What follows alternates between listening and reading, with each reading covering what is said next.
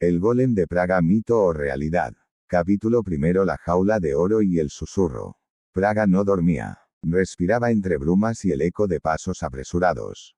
Tras los muros del gueto, las 6 puertas se cerraban al anochecer con un golpe sordo que sellaba destinos, para aislar al gueto. Era una época donde florecía el saber, brillaba la cábala, pero la prosperidad flotaba sobre un polvorín. En Europa aún se susurraban leyendas de sangre y rituales, la sombra de la sospecha recaía sobre prácticas prohibidas donde se sacrificaban pequeños cristianos, la hostilidad era un veneno lento que corroía los cimientos de la convivencia en esta ciudad. Y en el corazón de aquella tormenta, un hombre cargaba con el peso de su pueblo, el rabino Judá Loyu ben Bezalel, el Maharal. No solo era un erudito del Talmud, era un cartógrafo de lo invisible, un hombre cuya voz llegaba hasta los oídos del emperador Rodolfo II.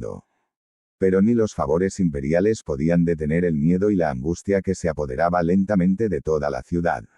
Cuando un niño desapareció en la penumbra de los callejones, el gueto contuvo el aliento. La alarma se volvió tormenta y desesperación. Fue entonces, en la vigilia del terror, cuando el sueño llegó con un mandato imperante. No fue un sueño cualquiera. Fue un mensaje grabado a fuego en la conciencia. Moldea al barro. Protege a los tuyos, le señalaron. ¿De qué origen surgía aquella orden? ¿Era divina, o era pronunciada por el eco de entidades antiguas y regresivas que una vez más jugaban con el sufrimiento humano? La historia no lo dice, pero podemos sospechar de qué lado maligno surgió ese mandato, pero el Maharal no dudó ni un instante. Lo tomó como un designio celestial. Y en la oscuridad, la necesidad se volvió ritual.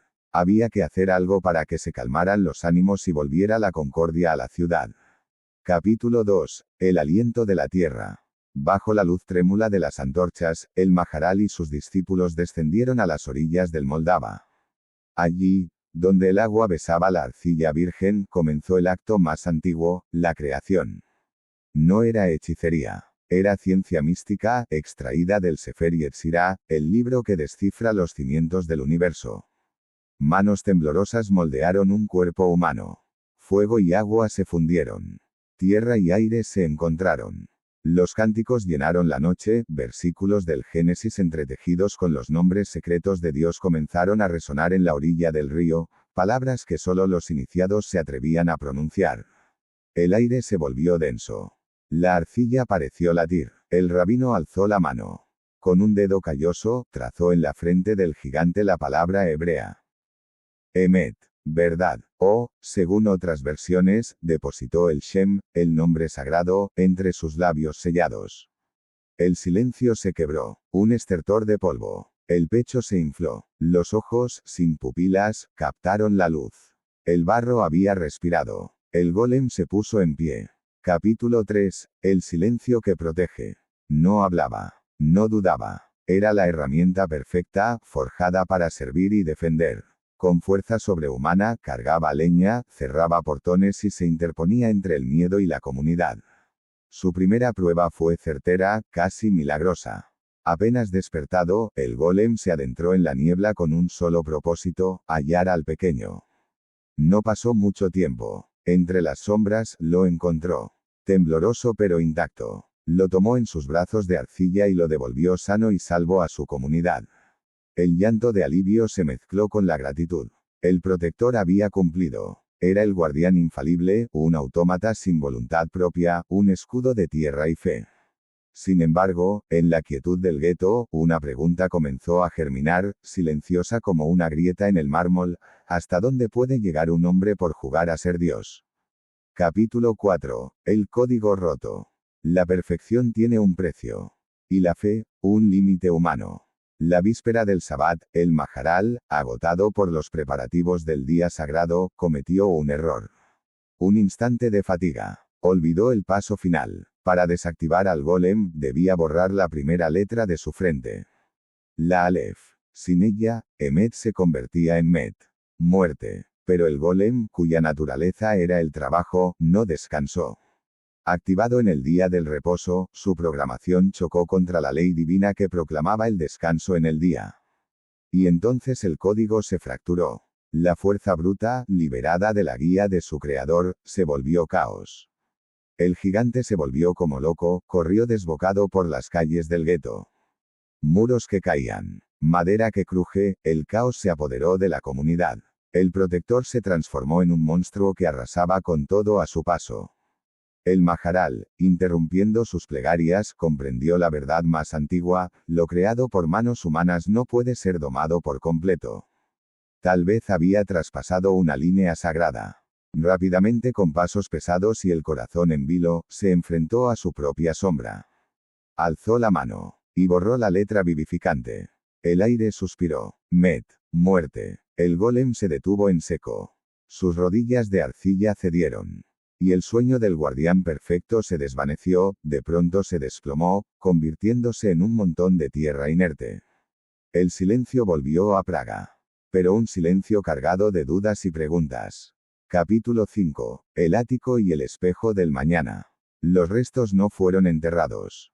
Fueron sellados. Encerrados en el ático de la sinagoga, entre polvo y penumbra, donde la leyenda dice que aún aguardan. No como reliquia, sino como promesa latente, como advertencia. Porque esta historia no pertenece al pasado. Resuena en nuestro tiempo. El golem es el primer autómata. Su código, las letras sagradas. Su fallo, un error en la programación del Sabbat. Hoy, mientras la inteligencia artificial se programa, aprende, decide y actúa, el eco del barro resuena en los servidores de cristal. La catástrofe por un simple descuido es la metáfora perfecta del problema de alineación y la obediencia ciega sin conciencia. Cómo implantar ética en una mente sin alma. Cómo evitar que el poder creado se vuelva contra nosotros por una interpretación literal de sus órdenes. ¿Quién programa la IA y con qué objetivos?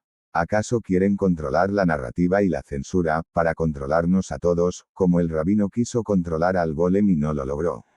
Jamás una creación, sea de la naturaleza que sea, debe ser creada para hacer daño a los pueblos, etnias o grupos, a ningún ser humano. Siempre debe enfocarse en cuidar y preservar a la humanidad en su conjunto, a la tierra y a las especies que la habitan.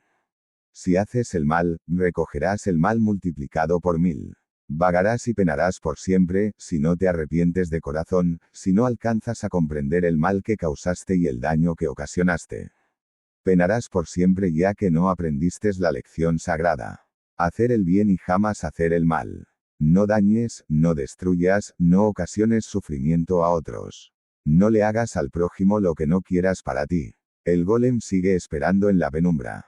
No para destruir, sino para recordarnos que crear no es un acto de dominio, sino de responsabilidad.